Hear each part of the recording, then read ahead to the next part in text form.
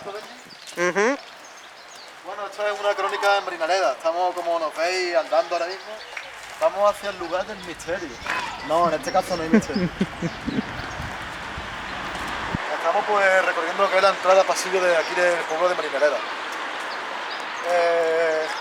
Hay muchos murales, como podéis ver. Esperamos allí unos cuantos murales. Apaga la mente, enciende la mente, que diga, y apaga la tele, coño. Ahí están los compañeros Nacho y Diana andando, que van en cabeza. Benji está en la videocámara, que esta vez, ahí está él, que esta vez quiero salir yo, y por eso por primera vez he pasado a la videocámara para poder yo salir en una grabación con mi videocámara, obviamente. Y bueno, vamos a seguir caminando, vamos a cortar aquí porque todavía nos quedan muchas más escenas y poca batería. Y os mando un saludo a todos. ¡Viva Marinaleda! ¡Viva la libertad!